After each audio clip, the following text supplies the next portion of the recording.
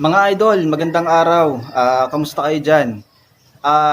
Ginawa ko tong video na to para i-share sa inyo kung ano yung naging problema nitong aking big body, GLI, at kung paano ito nasolusyonan sa tulong na rin ng mga kasamahan natin sa Toyota Big Body Club. Yung aking big body GLI, 2 years na pala siya sa akin. Yun nga, nabili ko rin siya ng second hand sa Cavite. At nung nabili naman namin yon, napakaganda naman yung tumakbo at kondisyon talaga siya. Nabili ko siya 85. Sama ko yung kuya no na naghanap kami. Bali, share ko na lang din ha. Sa bali 15 na big body yung aming tinignan. At yun nga, yung pinakahuli, napuntahan namin tong ginagamit ko ngayon. Sa Kawit namin ito nabili, pinuntahan na lang namin ng kuya ko. At nung una nga, yung katulad ng sabi ko kanina, napaka-kondisyon niya, maganda siya talagang manakbo. Tapos mga ilang buwan, siguro mga 4 months, may lumabas na siyang problema. Kasi nung time na yun mga idol, hindi pa rin ako ganun kasanay mag kotse. Bali, sanay lang ako talaga magmotor, ayun lang.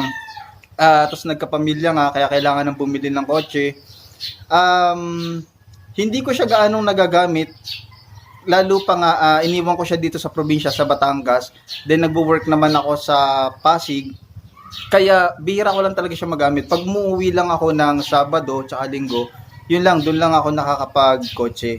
Tapos, yun nga, sabi din kasi sa akin nung mga pinsang ko na may kotse din, ang sasakyan nga daw kasi kapag hindi mo siya talaga nagagamit, lumalabas yung mga sakit niya. Kaya ayun, nagsimula na nga lumabas yung naging problema niya.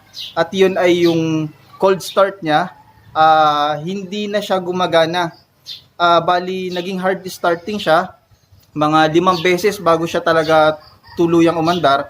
Ang naramdaman ko sa kanya, pag pinaandar ko siya, mababa yung minor. Umaandar siya, pero mga 400, tapos biglang bagsak din agad yung kanyang minor. Kaya nangyayari, namamatay. Tapos yun nga, sa pang-4 or pang-5, doon pa siya talagang tuloy ang umaandar. Tapos palyado siya. Yun yung mga na-experience ko doon. Kaya kung meron din sa inyo na ganun din yung na-experience sa kotse nila ngayon, baka yung cold start na din po yung problema. Yung sa akin, bali naputol pala yung sa cold start niya, yung ECT sensor. Bali, share ko lang kung paano ko rin nasolusyonan yon. Ang nangyari kasi, nag-post ako dyan sa ating group sa TBBC. Tapos, nakakatuwa, sobrang matulungin talaga yung mga tao dito sa ating group. Ang daming nag-reply. Ito, ipapakita ko sa inyo yung mga reply kaagad sa akin. Kakapost ko pa lang, na-accept agad siya ni admin. Sobrang salamat sa admin ng TBBC. At saka syempre sa lahat ng nag-comment kung ano yung pwedeng solusyon, ano kaya yung naging problema ng aking big body. Kaya nagkaroon ako ng idea. Tapos hanggang sa yung pagbili ko ng pyesa, yun nga pala, yung aking ECT sensor, dahil wala akong mabilhan dito sa Lemery, sa Shopee na lang ako bumili. At yun ay inapprove din naman. Kumbaga, nagtanong muna ako sa group natin kung okay lang ba itong nakita ko sa Shopee, kung may gumamit na ba nito. Tapos marami din ang nag-comment na okay naman daw. Sa ngayon, sa experience ko, okay naman siya. Maayos naman, maayos. Tsaka nawala na yung palyado ng kotse ko. At saka napakaganda na ng hatak niya. Sobrang dati delay siya.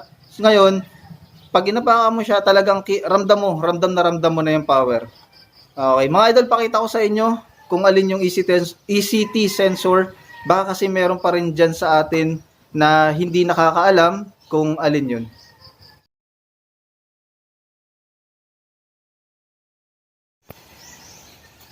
Ang problema mga boss nitong aking big body, yung cold start niya.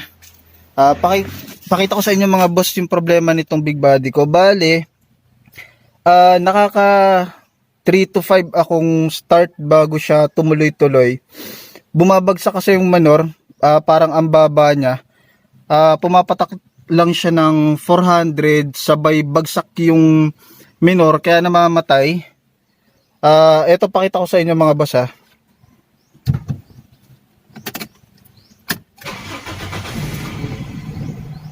Ayan mga boss, namatay siya.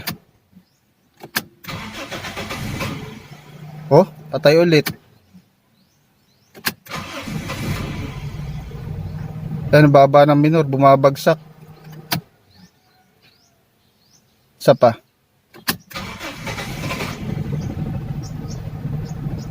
Ayan mga boss, umandar na siya. Ay, namatay na naman.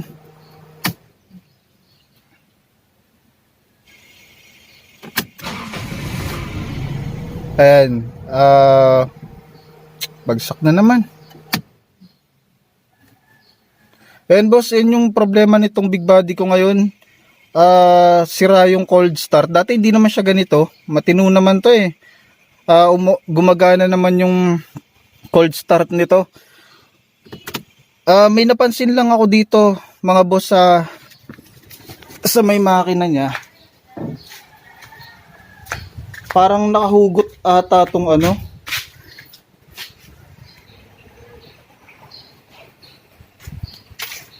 Ayan mga boss, ito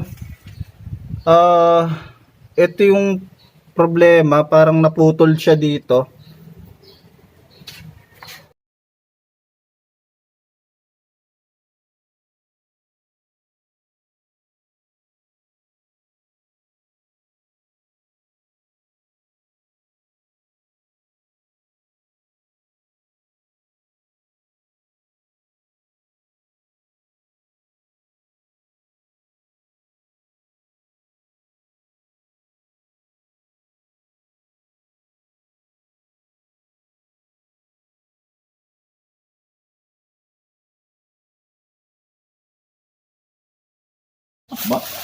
Ito mga boss, dumating na yung in-order kong yung ECT sensor.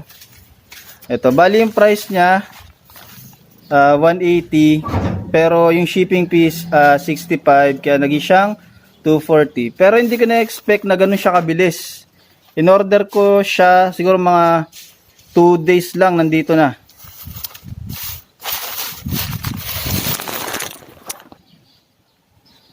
Ayan, ito na siya mga boss. May kasama ng socket yung in-order ko. Ayan, ito mga boss yung ano, yung itsura niya. May kasama ng wiring yung ano, yung in-order ko. Mas mura siya kung hindi kasama to. Itong socket na to. Pag ito lang, may nakita ako 101.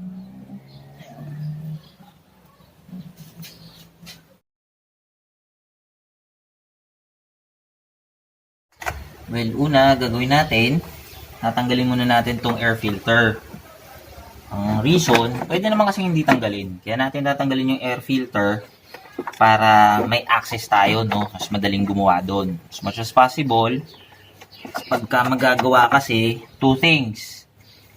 Dapat may easy access para walang masyadong abala, madali tayong makakagalaw, para kampante tayo dun sa may kakabit natin ng ayos.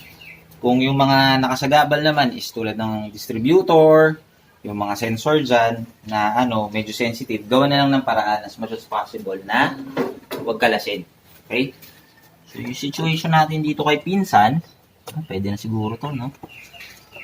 Situation, pakita mo yung nangyari dun sa ano mo. Ito.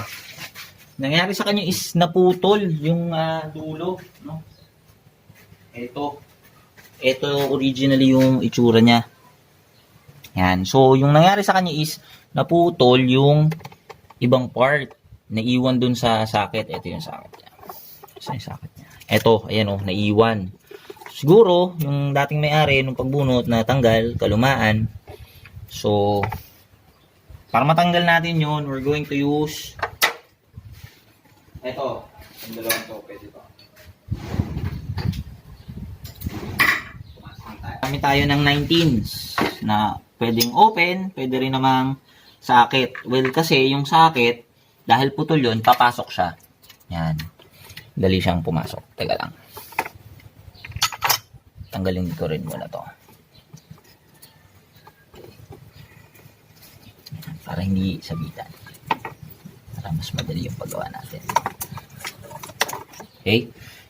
Next, bago natin kabit yan, ako pag gumagawa, mga ganyan, may mga liquid at gagamit ng thread.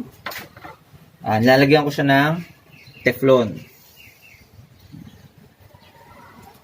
Kapag yan, ready na natin kabit yan. Standby lang siya.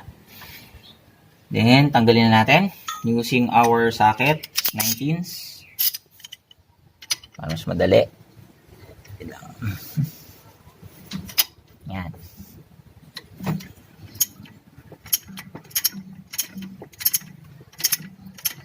Expect natin, since we're talking about coolant, something liquid, may lalabas at lalabas dyan. Okay?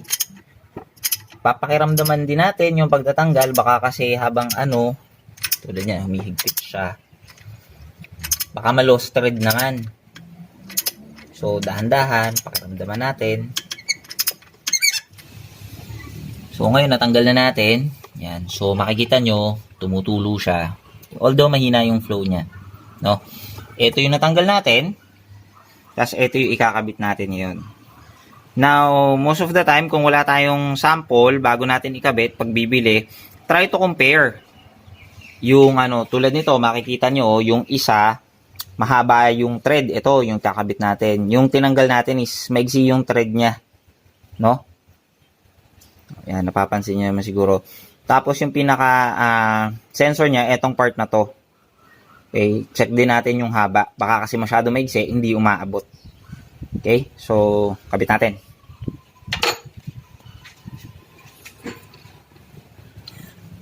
Sa pagkakabit naman, kakamayin muna natin as much as possible. O yan, dahil may Teflon, expected natin medyo maigpit siya.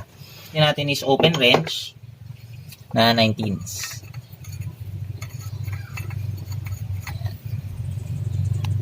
So, nakabit na natin yung bago. Okay na yan. Gagawin naman natin next is ito. Since yung nabili ni Pinsan is kasama itong socket na to, yun na rin yung ikakabit natin para sigurado good connection. At saka klaseng to mukhang pinalitan na. Doon na rin natin kakabit dun sa pinagputulan. Ito yung luma, nakakabit pa siya, natanggalan natin isang wire. Another tip sa pagpapalit ng ganito para hindi ka mawala sa orientation, pa isa-isang wire lang yung pagtatanggal niya. So, isa lang yung tinanggal ko, then i-compare nyo yung position nung socket. So, since ang position niya is pahiga na ganyan, then pagtabihin nyo siya, makikita nyo naman kung aling side na yung natanggal ko. So, dito sa luma, itong side na to, dito sa bago, itong side na to, ito yung ikakabit natin dun sa natanggal ko. So, ganyan yung pagkakabit if ever, para hindi kayo mawala. Kasi tulad nito, parehas black. Hindi mo alam kung alin yung positive, negative, no? Ito may color code pa. So, para hindi ka mawala, ganun yung gawin mo. Pa isa-isa lang yung tanggal. Tanggal, kabit, tapos another wire uli. So, yun lang. Naikabit na natin yung bago. Yan. Now, another tip, pag maglalagay, so yung isang wire, lagyan mo electrical tape, ayusin mo lang, hindi yung, ayan, paisa muna sana ganito. Ewan ko sinong gumawa nito. Okay? Tapos, pag yung isang wire na yung ginagawa mo, lagyan mo siyang tape, pero wag mo kagad puputulin ito. Okay? Anong purpose nun? Pag tapos mo na siyang balutan, or i-wrap, tapos pag dikitin mo yung dalawang wire, saka mo siya i-wrap together, hanggang sa tapos ang gagawin natin as much as possible para clean look. Yan, ganyan yung gagawin natin. Ayan, hindi na siya magkaiwalay. Sabihin man natin hindi siya yung stock, pero sa itsura niyang to, malinis tignan. So, kabit natin.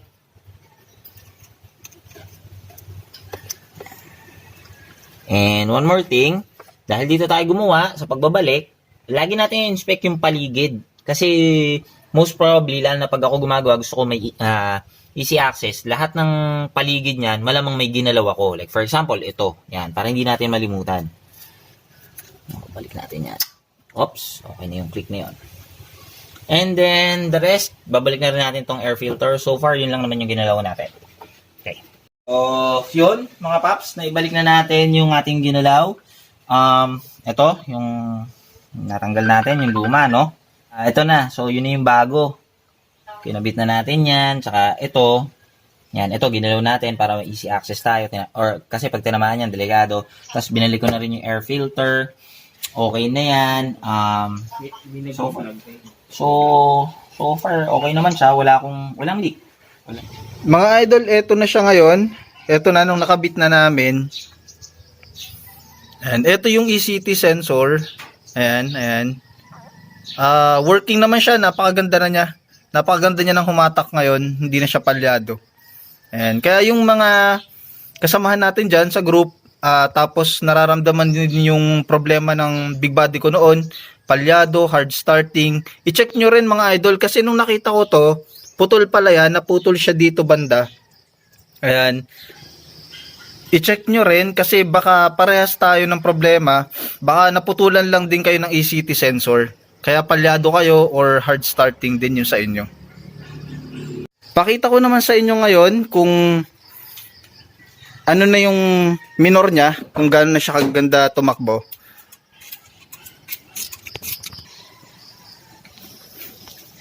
Ito mga idol, papaanda rin natin ngayon para makita nyo na maganda na yung minor niya.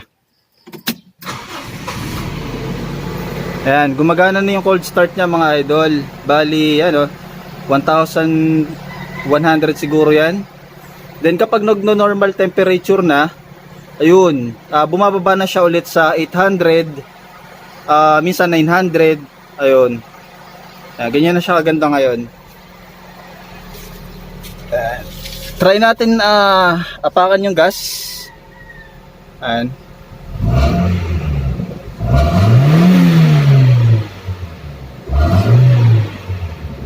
Ayan, ganyan na siya kaganda ngayon mga idol. Ayan. Ulitin ko lang mga idol, bali gusto ko talagang magpasalamat sa inyo sa lahat ng mga tumulong sa akin, sa mga nag-comment sa akin para matapos ko, maayos ko itong aking big body GLI. At sobrang nagpapasalamat din ako sa aking pinsan na si Ricky Monghe kasi siya yung tumulong sa akin naman para maikabit yung ECT sensor. Maraming salamat sa lahat at sana magtagal talaga or mas gumanda pa, more power sa ating TVBC at sa admin. Maraming salamat. Sasamantalahin ko na rin yung pagkakataon na to. Ayun, kung mapapansin nyo kasi isa rin akong motovlogger. Bali, humingi rin ako ng tulong, ng suporta na sana i-subscribe nyo po ang aking YouTube channel, yung RJZ Motovlog. Tapos mag-upload din po ako ng mga video regarding naman dito sa ating big body, kung ano pa yung mga may share ko, syempre sa mga based mismo sa experience ko sa aking big body. Okay, maraming salamat po. Ride safe sa ating lahat.